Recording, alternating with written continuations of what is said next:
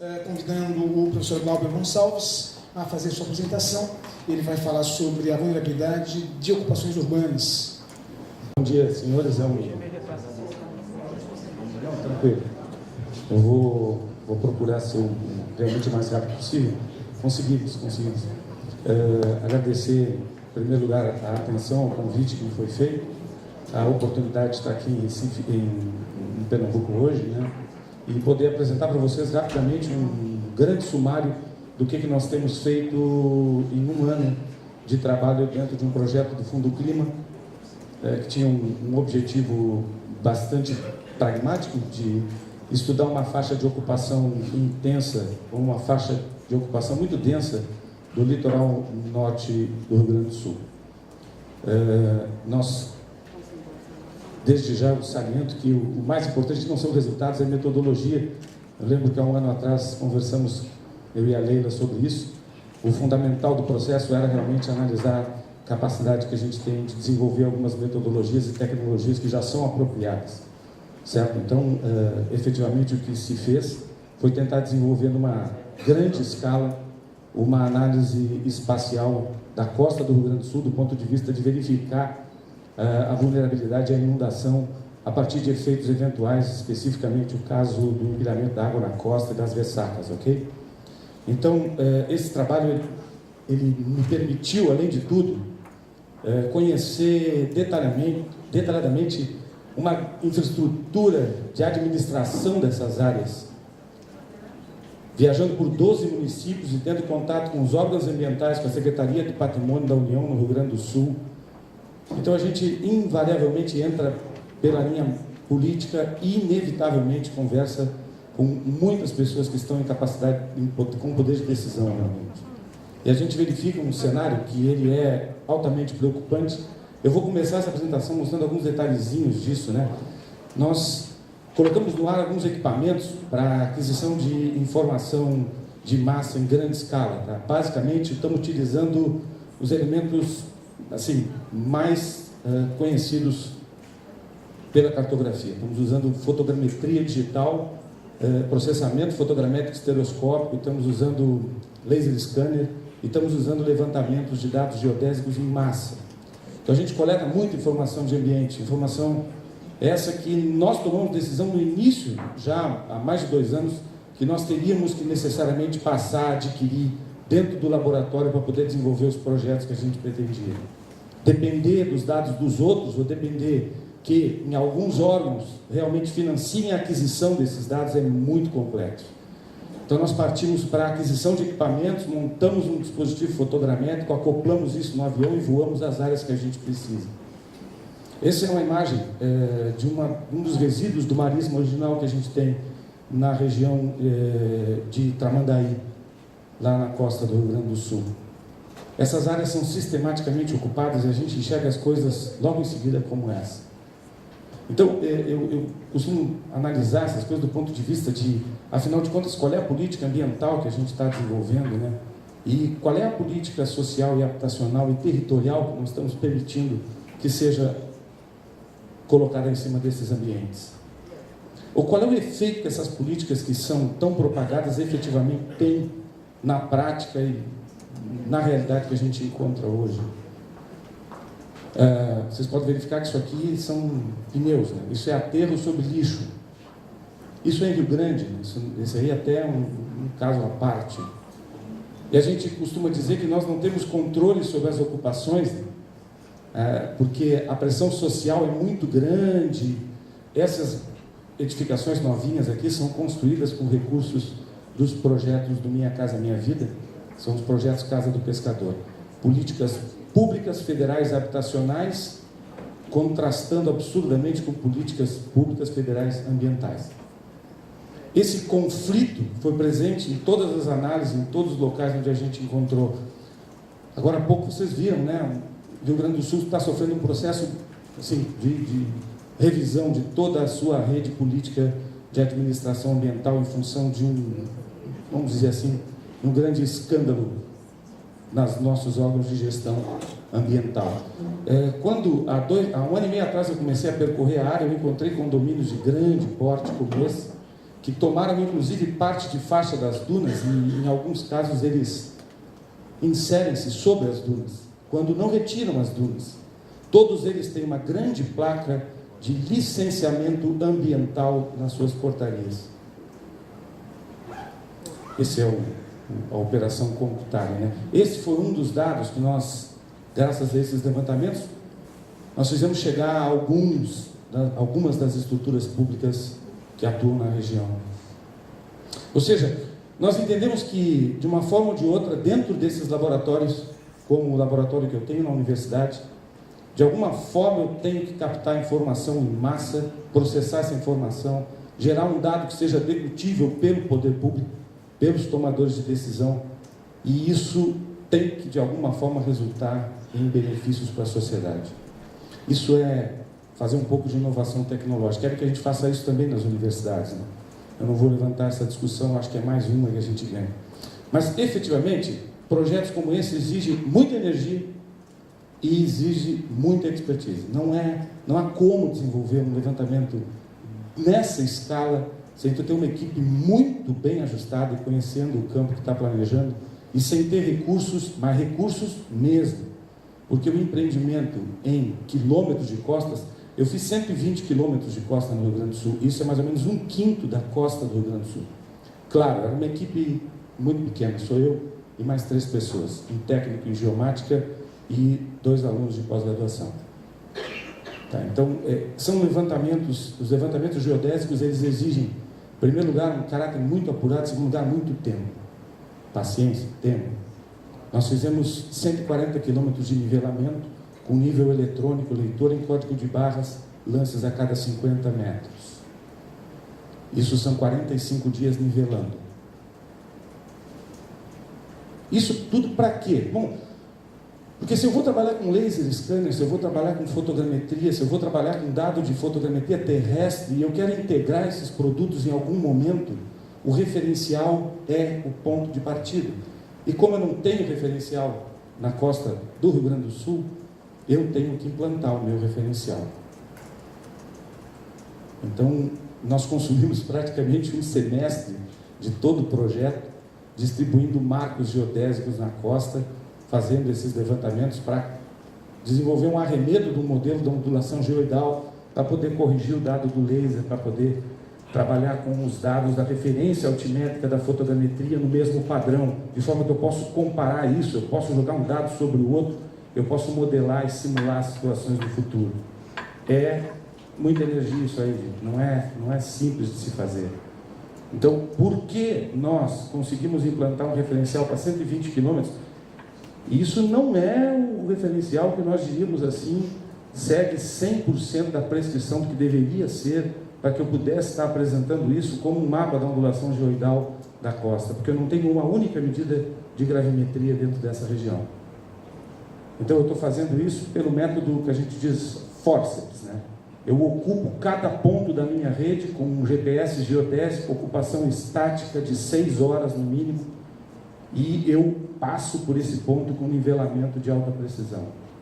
Faço a diferença, desprezo que existe alguns elementos da anomalia que não vão aparecer, mas pelo menos eu consigo apresentar uma correção do dado laser. Então nós fizemos fotogrametria a curta distância, instalei uma câmera de alta resolução em cima de uma caminhonete e viajamos 120 km de costa, batendo uma foto automaticamente a cada 30 metros. Isso se faz quando a gente consegue desenvolver um sistema desses, né?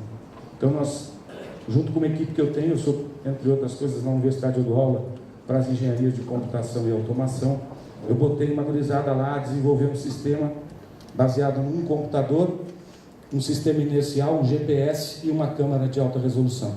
Essa câmera é uma Hasselblad de 50 megapixels, estou trabalhando com uma lente de 28 milímetros, grande angular, eu bato uma foto mais ou menos a cada 30 metros.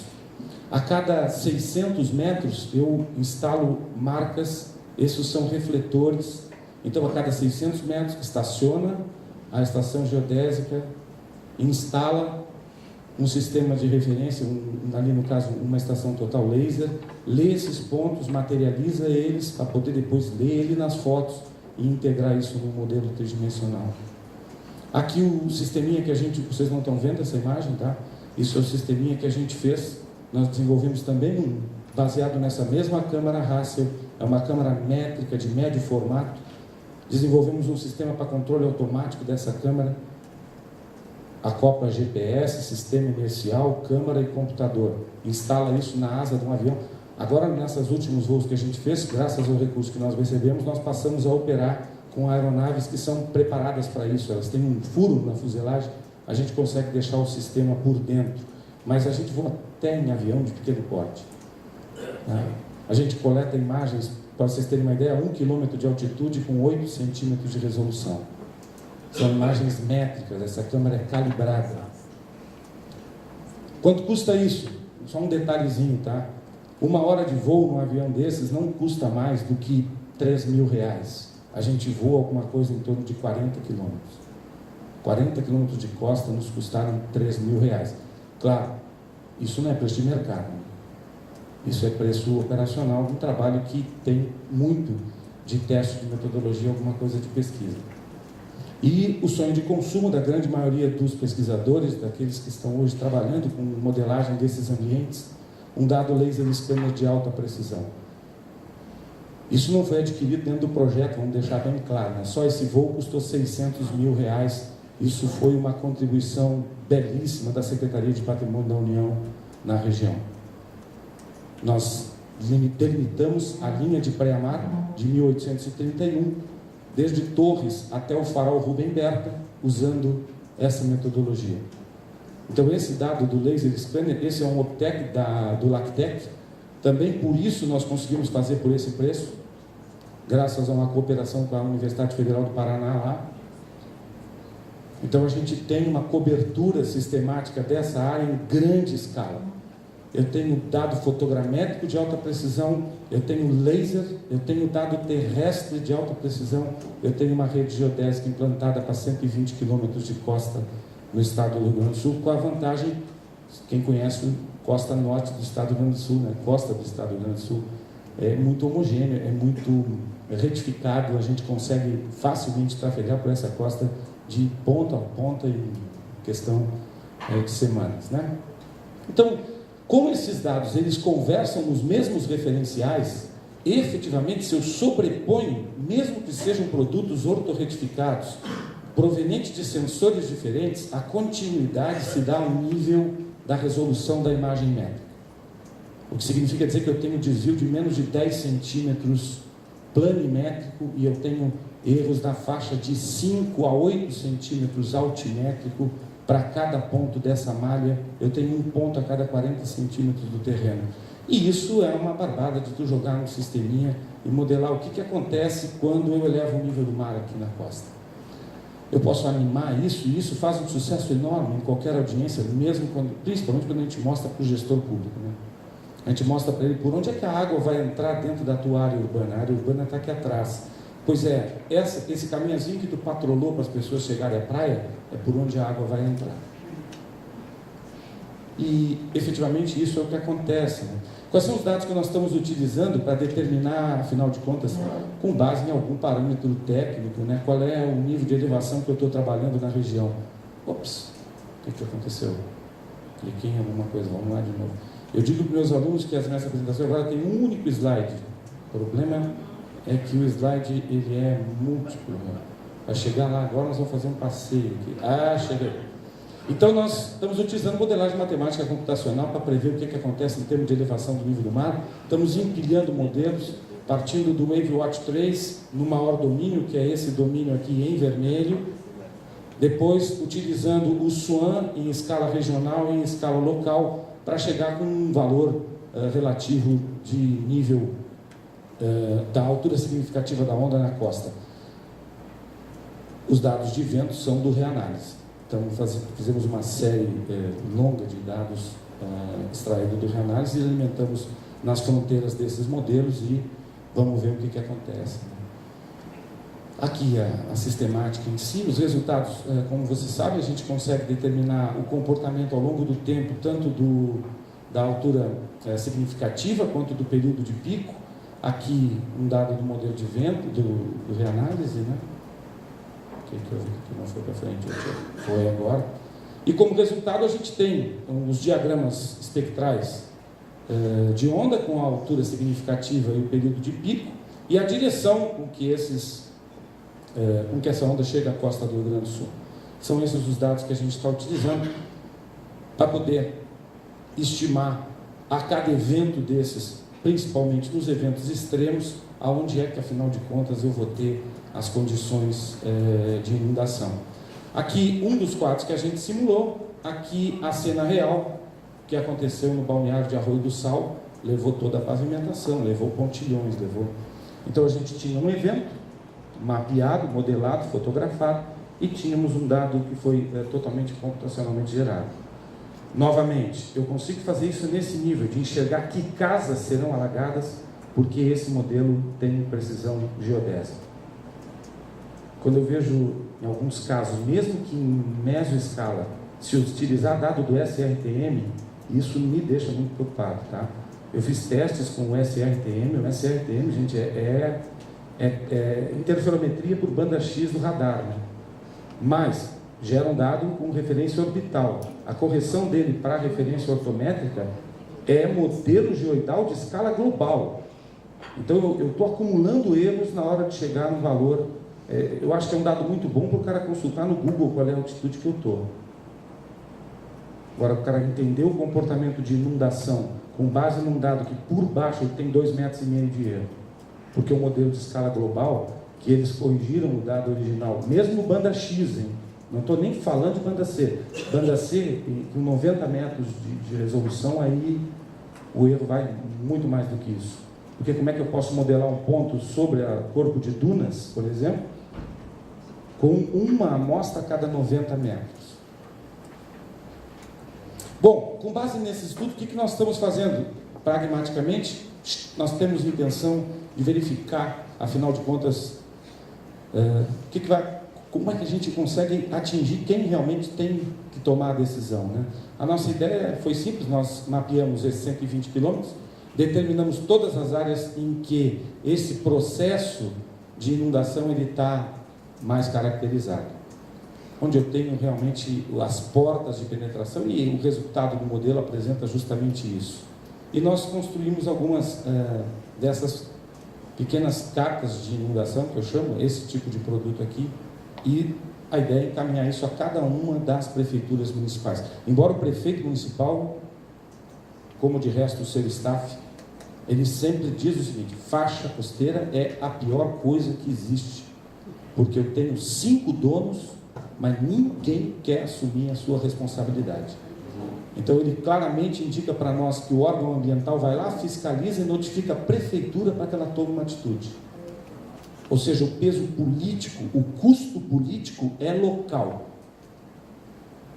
Quando a Secretaria de Patrimônio da União faz os levantamentos todos, ele vai à prefeitura coletar os dados e a gente sabe qual é a principal função disso. É porque essas pessoas estão em área do governo federal. Elas pagam taxa de aforamento e pagam taxa de ocupação. Custo político local. Mas, pelo menos para evitar que os prefeitos continuem patrolando as dunas, para abrir o caminho, para durante 2 meses as pessoas que vão para a praia, porque verão no Rio Grande do Sul é 2 meses, né? Então, para 2 meses eles patrolam a duna para as pessoas chegarem mais facilmente à praia e não precisarem subir o cordão de dunas, né? A gente mapeou várias dessas áreas. Vejam o seguinte, eu não vou analisar uma por uma, mas tem milhões de dados. Se vocês quiserem, quem tiver maior interesse, isso são dados públicos, né? A gente tanto tem ocupação de imóveis com característica sazonal, realmente imóvel de veraneio, quanto a gente vai encontrar ocupações de alto padrão, esses condomínios gigantescos que se instalaram lá.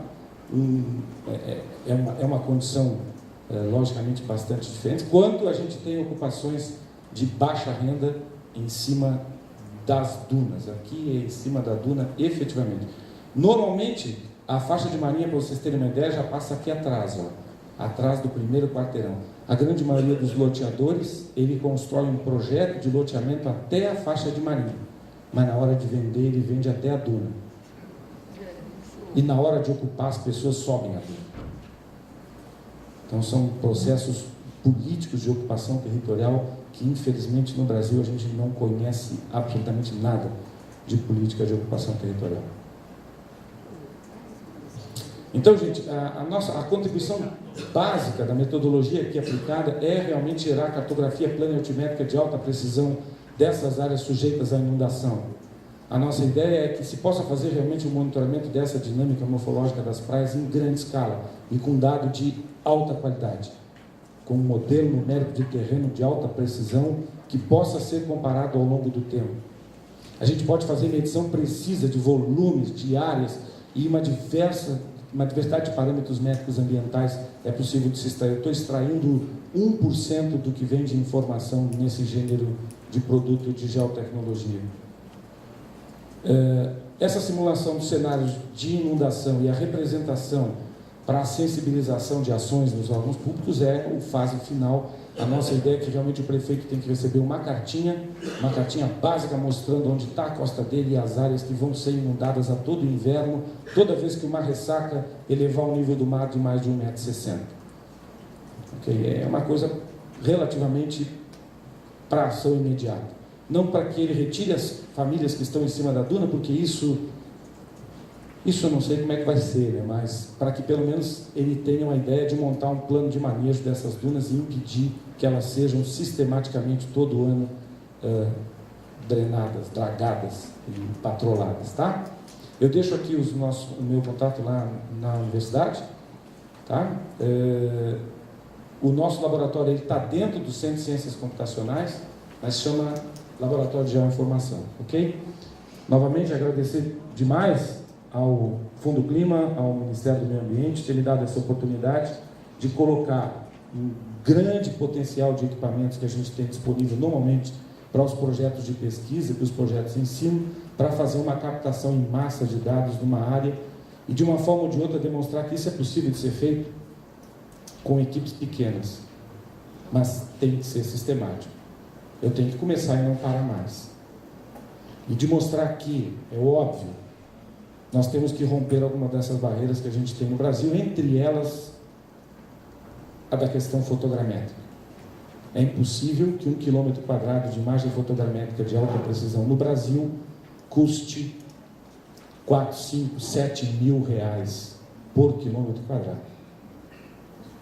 Pelo menos, eu acredito que as ações que são de mérito do próprio governo federal para a execução de políticas públicas relevantes, que a gente já tinha que estar bypassando essas leis que são lá da década de 60 e que dão realmente o privilégio de operação sobre alguns desses sistemas, ainda sobre a égide da segurança nacional. Para mim, fazer cada voo desses é uma burocracia do cão, porque mesmo que a gente tenha o equipamento, todo o processo leva semanas. Mesmo sendo um órgão federal, a universidade, mesmo isso não tendo aproveitamento comercial, laser é a mesma coisa. Vai botar um equipamento laser no ar, gente.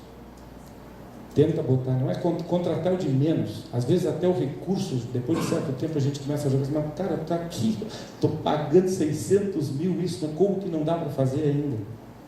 Então, todos os processos, para esse mapeamento sistemático, a gente tem que aprender a trabalhar num outro padrão de profissionalismo. Ok? Isso é um discurso, ao mesmo tempo é um choro, né? Porque quem depende desse gênero de informação ou faz isso na vida como eu, sempre tem a oportunidade salienta, ok? Então, muito obrigado pela atenção de vocês.